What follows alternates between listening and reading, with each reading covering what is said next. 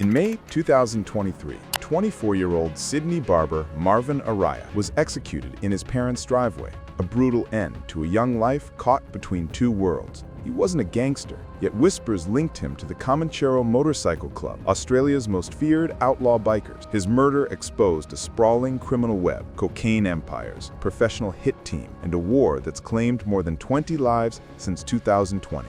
This is the story of Marvin Oraiha and the city's deadliest shadow war, the shadow world Marvin walked through. Let's be honest, Marvin Oraiha lived in two very different worlds that were never meant to collide. In one, he was just a normal young guy, cutting hair, studying design, and talking about the future with his girlfriend. But in the other, there were quiet whispers, connections that most people would never dare to have, the kind that would eventually seal his fate. Detectives later confirmed that Marvin had what they called loose associations with the Comanchero Motorcycle Club, one of Australia's most feared and powerful outlaw bikers. But before going any further, you need to understand what that name really means. The Comancheros aren't some casual weekend riding group. The club was founded in 1968 by a Scottish immigrant named Jock Ross, who took the name from an old John Wayne movie. What started as a small brotherhood of bikers grew into what police now describe as Australia's largest criminal organization. The Comancheros have their hands deep in the country's cocaine trade, working closely with Middle Eastern crime syndicates operating across southeast Sydney. Since 2020, they've been linked to at least 18 targeted fatal shootings. That's how ruthless and organized they've become. To put their scale in perspective, a Comanchero's vice president was recently charged in connection with Australia's biggest ever cocaine bust, 2.34 tons of it. That's not street-level crime. That's international-level operation. But Marvin, he wasn't one of them. He didn't weigh the patch, he didn't move drugs,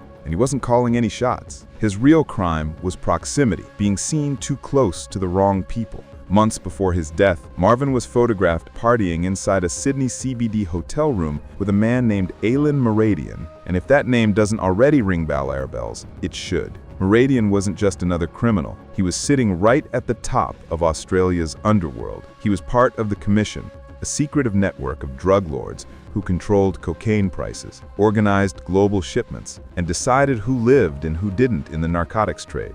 When he was sentenced back in 2011, the courtroom heard just how deep his empire ran. He'd imported between 40 and 60 kilograms of pure cocaine, handled more than $1.6 million in drug money, and surrendered an arsenal of weapons that sounded like something out of a war zone. Machine guns, submachine guns, a grenade launcher, and even a live grenade. As one underworld insider once said, Meridian had his finger in everything: importation, markets, guns, bikey politics, all of it. And here's the cruel twist in this story. Both Marvin and Meridian would be executed within weeks of each other. They became the 17th and 18th victims in Sydney's ongoing gangland war that's been raging since late 2020. Think about that for a moment. One was a low-level associate, the other one of the most feared drug barons in the country. Yet both ended up dead, killed with the same cold, calculated precision. That's the world Marvin had unknowingly stepped into, a world where loyalty means nothing and survival is never guaranteed. The day death came calling.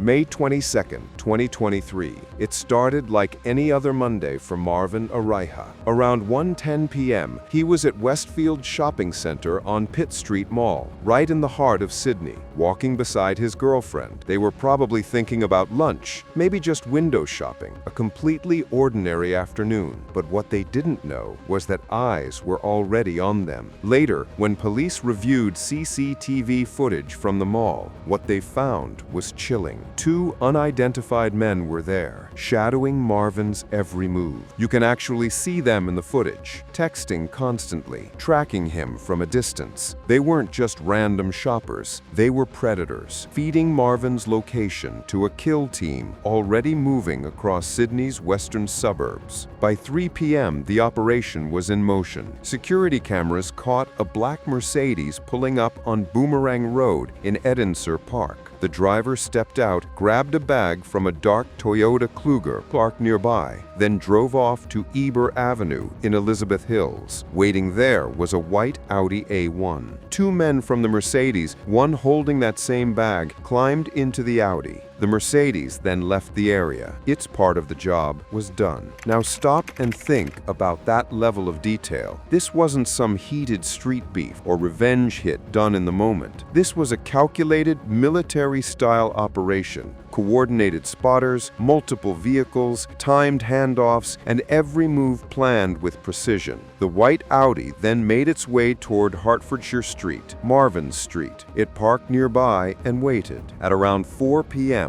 Marvin pulled into his parents' driveway in Elizabeth Hills, a quiet, middle-class suburb in Sydney's southwest. It's the kind of neighborhood where kids ride bikes on the street and families barbecue on weekends. His girlfriend sat beside him in the passenger seat. It was a scene that had played out hundreds of times before, just another normal return home. Then Marvin saw them, two men walking toward his car, and in that final moment, Marvin did something that said everything about who he really was beneath the headlines. He turned to his girlfriend and told her to run. Now, she jumped from the car, seconds before the gunman opened fire. A spray of bullets tore through the silver sedan. Windows shattered, metal crumpled, and in a matter of seconds, Marvin was gone. Multiple rounds struck him in the head. He died instantly, slumped over the steering wheel of his own car, in the safety of his parents' driveway. Neighbors rushed out, trying to help. Police from the Liverpool City Command arrived minutes later and tried CPR, but it was already too late. Marvin Oraiha's life had ended in a hail of gunfire right in front of the home where he grew up. He left behind heartbroken parents, a girlfriend traumatized by what she witnessed, and a neighborhood that couldn't comprehend what had just happened. Elizabeth Hills, a quiet suburb where nearly half the residents identify as Catholic and many families speak Assyrian or Arabic at home, suddenly found itself at the center of a professional execution. The perfect escape, almost. What happened next showed just how organized and experienced this hit team really was. Within minutes of the shooting, police dispatchers started getting calls from nearby Green Valley. A white Audi was burning on Cave Close, just a short drive from where Marvin was killed. Witnesses told police they saw two masked men jump out of the car as it went up in flames. They ran through residential streets, tossing away items as they fled. Gloves, masks, maybe pieces of clothing. CCTV cameras picked them up as they moved toward Cordelia Crescent, where a black Toyota Prado was already waiting for them. But they didn't stop there. The Prado drove straight to Lewis Street in Bonnyrigg Heights, where it too was set ablaze and abandoned. The two gunmen vanished into a nearby park where another car, a dark blue Honda Accord, was waiting. They climbed in, and within seconds, they were gone, heading toward Wilson Road. 3 vehicles, 3 burn sites, multiple disguises, evidence erased at every turn. It was flawless, almost. Police say this kind of sequence has become a signature tactic in Sydney's gangland killings. They call them kill cars, stolen vehicles with cloned plates prepared weeks or even months in advance. Inside, you'd find balaclavas, weapons, fuel cans, everything needed to carry out a hit and disappear without a trace. The dark blue Honda Accord was never found. It simply vanished, leaving one major hole in the investigation. But police recognized the pattern immediately. They'd seen it before, in case after case since 2020, and that's when Strike Force Hackenberg stepped in. They weren't just investigating another murder. They were tracking the most sophisticated network of contract killers Sydney had ever seen. Strike Force Hackenberg, unraveling the web. The murder of Marvin Oraiha sent shockwaves through Sydney's underworld, and straight away it became clear this wasn't just going to be another case file. It demanded a full-scale response. That's when Strike Force Hackenberg was born, a task force that pulled together detectives from Liverpool City Police, the State Crime Command's Homicide Squad, and the Criminal Group Squad. In short, New South Wales' best investigators were all now focused on one name: Marvin Oraiha. Their first move came in June 2023 when they released CCTV footage to the public. The videos showed 2 men shadowing Marvin inside a Westfield shopping center, then later switching vehicles in Edensor Park, and finally a white Audi heading toward his home. The police were casting a wide net, hoping someone would recognize a face, a car, or even a small detail, and soon that wide net started catching real suspects. The first major breakthrough came just weeks later, July 12, 2023. Before dawn, Raptor Squad officers and Criminal Group Squad detectives hit a property in Roseland. Inside, they arrested 22-year-old Simeone Sefanaya Lua, charging him with murder, weapons offenses, and participation in a criminal group. But here's where it gets interesting. Police didn't say Lua was the shooter. Instead, Detective Acting Superintendent Glenn Baker put it in plain words. "We say he had direct involvement immediately prior and after the murder. We say he has blood on his hand." Lua was allegedly part of the planning and logistics, making sure the killers had everything they needed and those getaway vehicles were ready to disappear. During that same operation and 6 more raids across Edensor Park, Green Valley, Yaguna, Liverpool, Marylands, and Guilford, officers found an alarming collection of evidence: ammunition, a baton, gel blasters, a taser, cloned license plates, suspected drugs, over $3,000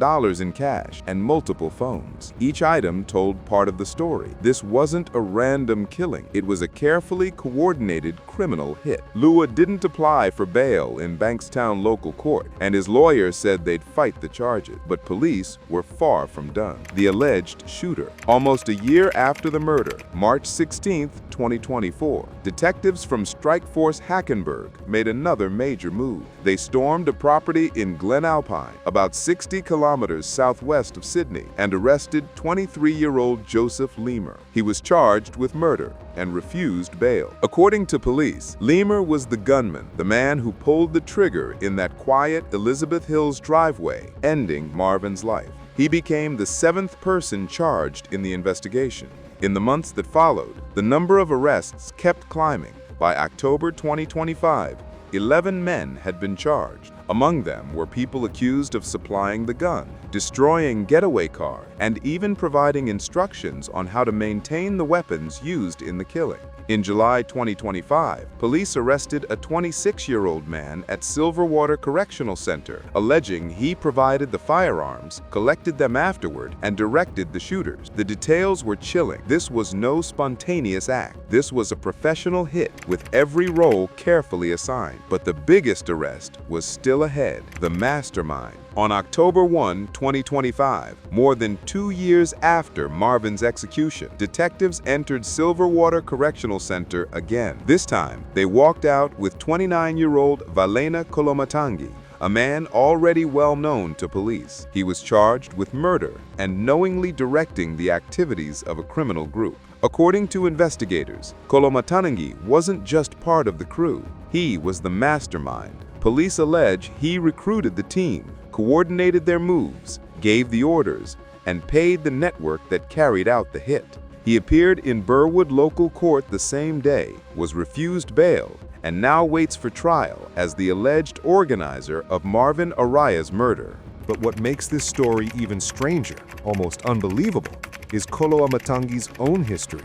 This is a man who has survived more assassination attempts than most gang figures ever will. Back in 2020, he was shot in the arm while sitting in a Toyota Camry, an attack tied to the Hamzi family feud, one of Sydney's deadliest gang wars. No one was ever charged. Then, in September 2023, he was ambushed again while leaving a car park in Campsie. He was hit in the head and chest, 12 bullets fired, yet somehow he survived. The attacker's getaway car, a white Mercedes, crashed into a Kingsgrove home and burst into flames, while 2 more burnt-out vehicles were later found in Barala and Birong, the same signature tactic used in Marvin's case. And it didn't stop there. In October 2024, Kolomatangi was shot yet again, this time while sitting outside a relative's home in Winston Hills. Bullets tore through his chest, leg, and arm. Neighbors said they thought the sounds were fireworks until they saw the flashing lights and police tape across their street. All 3 attempts on his life remain unsolved, but somehow,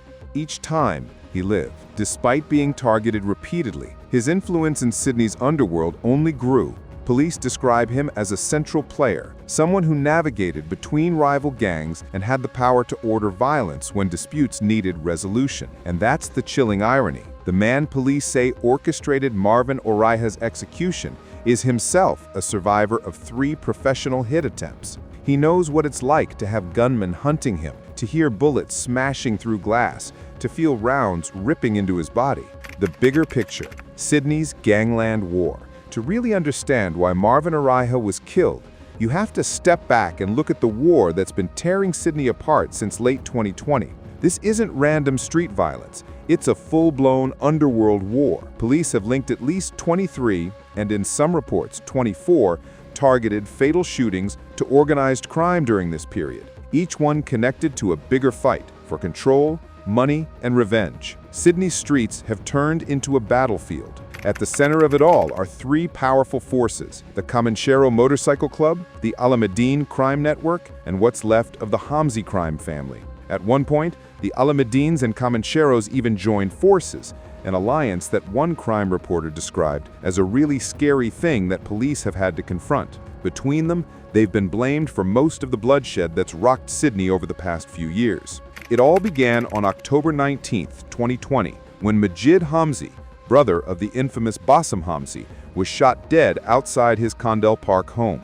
The hit was carried out by associates of the Alameddine network, and from that moment, the city descended into chaos. The murder triggered a relentless cycle of revenge: drive-by shootings, car bombings, and broad daylight executions outside gyms, cafes, and homes. Young men gunned down in front of their children, mothers' houses sprayed with bullets while they slept inside. Sydney wasn't just watching a gang war unfold, it was living inside one. And behind all of it lay a single motive: drugs. Specifically, control over Sydney's booming cocaine and meth trade. As Detective Chief Superintendent Weinstein told reporters, "We know for a fact that what's behind it all, it's a claim for drug territory. It's about the distribution of drugs across New South Wales." Now here's where Marvin's case becomes even more disturbing. Just 5 weeks after his murder, on June 27, 2023, Alan Mouradian, a powerful drug lord Marvin had once been photographed with, was executed in the underground car park of his Bondi Junction apartment complex. Mouradian's death wasn't just another underworld hit, it was a fully documented assassination.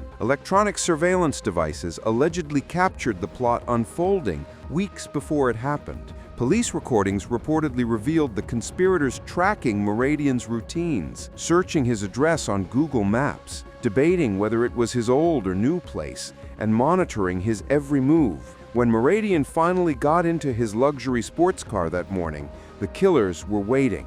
At 8:11 a.m., they opened fire. Multiple shots, killing him instantly. And what happened next is almost cinematic in its cruelty. Investigators say the conspirators celebrated. One even sang "If You Like Pina Coladas" as they laughed together. Then later that night, allegedly discussed splitting payment for Angel's role, referring to Tarek, Angel of Death Ayuk, a notorious hitman who himself would be murdered months later. In total, 8 men have been charged over Mouradian's murder. Police allege one of them was the principal instigator, the man who recruited, funded, and oversaw the entire hit. The similarities to Marvin's case are impossible to ignore. Meticulous planning, multiple players, a professional setup, and a mastermind pulling the strings from the shadows. The brutality of being on the periphery. Here's the most terrifying part of Marvin Oraiha's story. You don't have to be a kingpin to die in Sydney's gangland war. You don't need to be moving shipments, giving orders, or controlling turf. Sometimes, all it takes is being in the wrong photo, knowing the wrong people, or just being close enough to the chaos to become part of it. Detective Acting Superintendent Virginia Gorman said it perfectly after Marvin's death. "It's as bad as it gets. I think it's an awful crime, really shocking for the family, for the people who live in that street, for his girlfriend." And she was right, because the ripples from that shooting reached far beyond Marvin's driveway. His parents, who lost their only son in front of their home. His girlfriend, who watched him tell her to run seconds before he was killed. And the neighbors who ran out to help, desperate to save a life that was already gone. Elizabeth Hills, a quiet, family-friendly suburb, became the site of a gangland execution, something no one there ever imagined. The investigation into Marvin's murder exposed just how sophisticated Sydney's underworld has become. Spotters following targets through crowded shopping centres, getaway cars prepped weeks in advance with cloned plates, balaclavas and fuel cans, weapons recycled between multiple murders, and masterminds directing it all, sometimes from inside prison walls or while dodging assassination attempts of their own. Strikeforce Hackenberg has done what few thought possible. They've pulled apart part of that machine. They've identified shooters, drivers, suppliers, and the alleged brains behind the operation. But as NSW police have repeatedly warned, this is a war that doesn't stop for arrests. Every time one group is dismantled, another rises. And for every man caught, another is waiting to take his place. As of late 2025, the 11 men charged in Marvin's case are all still before the courts, waiting for their day of reckoning. Among them, Vailena Kolomatangi, the alleged mastermind who somehow survived 3 assassination attempts of his own, now sits behind bars. Accused of ordering the very kind of execution he's narrowly escaped multiple times. And in Elizabeth Hills, life slowly moves forward. Families still pull into their driveways after work. Kids still play on the street. But for those who live there, the date May 22, 2023 will never fade. The day a young barber with big dreams was gunned down in broad daylight, not for what he did, but for who he knew. Because that's the brutal truth of Sydney's gangland war. The most dangerous place you can be is on the periphery.